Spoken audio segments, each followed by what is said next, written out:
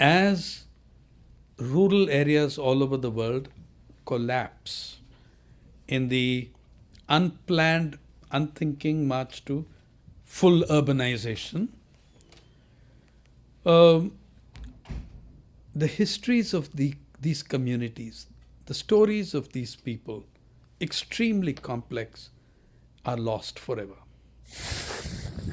Too bad this skillet's getting all forgotten now. What? This skillet's all getting forgotten. It's too bad.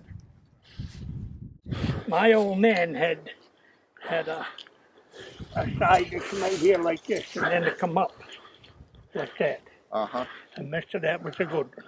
Where is it going? Oh, you never touched it. Where is it? When the barn blew down, that went too. I think when I talk about my people, I think that without our language, right, I don't think we have a future. Like I say, we're assimilated now that, we speak here I am speaking English on a tape recorder, and it's like, I don't even think of using my language, you know what I mean? Like, it's so much easier to use the English language. Everybody here now is, you got to move away. Kids, when they grow up, there's nothing for anybody to do, really. As the fishery disappears, and the more it disappears, there ain't going to be that much for them to do.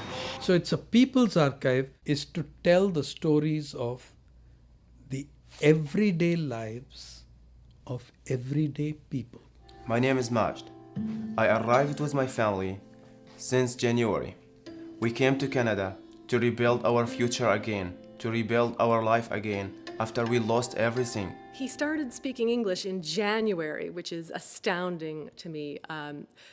The courage that it takes for somebody who's only been speaking English less than a year to come out and decide to be in a play, doubled with the fact that he's never been in a play before. It really is incredible.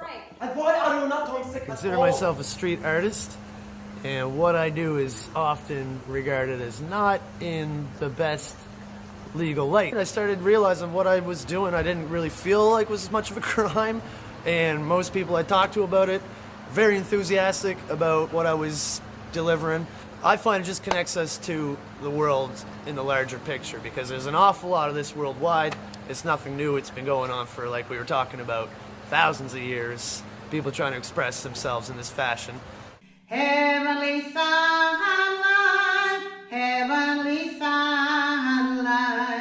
Well, my first time coming here to this church, I was 10 years old. But the best part I liked about coming to church was after Sunday school, when we come up here into the church and we were called to do something. They'd ask us, what would you like to do? And whatever popped in our head, we would do, more or less, if we want to sing a hymn. Well, I always loved the hymns. I did a workshop in Los Angeles one time, along with Kelly Russell from Newfoundland, Seamus Connolly from Boston, Felix LeBlanc from here, and people were able to ask questions about the tunes, and they asked each one of us to play a little group of tunes in the style that we played, and then to talk about it a little bit, and people could ask questions. And they asked them, well, what's the difference between the tunes you played and the tunes Stan played? And he looks out at the audience and he went, and he didn't say a word. That was the difference. I didn't do the footwork. He did. Oh, yes. My name is Sarah Nettleton, and I own and operate Rockloaf Farm. Bought it from Mum, although my mum Martha is very much a big part of the farm still. It's talking to the people too, and asking the right questions. Yeah. Have they been vaccinated? Have they been dewormed? Yeah. Were they inside? Were they outside? The Nettletons admit that running a small farm is not an easy lifestyle. So we had to ask, why keep farming? To live in a place like this, you get up in the morning, the sun's shining, and it just makes you feel good, I don't know what else I would do. What do other people do? You always get a smart beaver that's going to outsmart you. Doesn't matter how smart you are. There's always one smarter than you. And he's going to he's going to play tricks with you. And this is the challenge. This is the whole challenge about trapping. Who is the smartest? I or the animal? And as long as I've been trapping, I'd say it's a 50-50. So I'm not going to say I'm smarter than the animal. The name of the game is, can I outsmart him? And that's what I'm trying to do.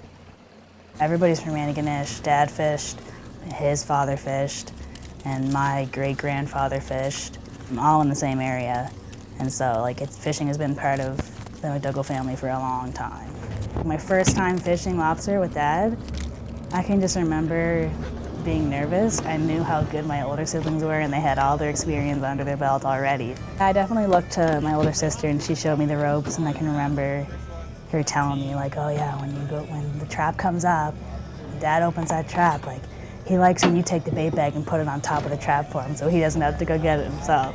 You'll find that all ancient societies have professional storytellers. Those who told the story are disappearing. So we need to record them. These are unique parts of our culture and civilization. So capturing the histories and allowing people to try and tell those histories from their own standpoint, I think that's important.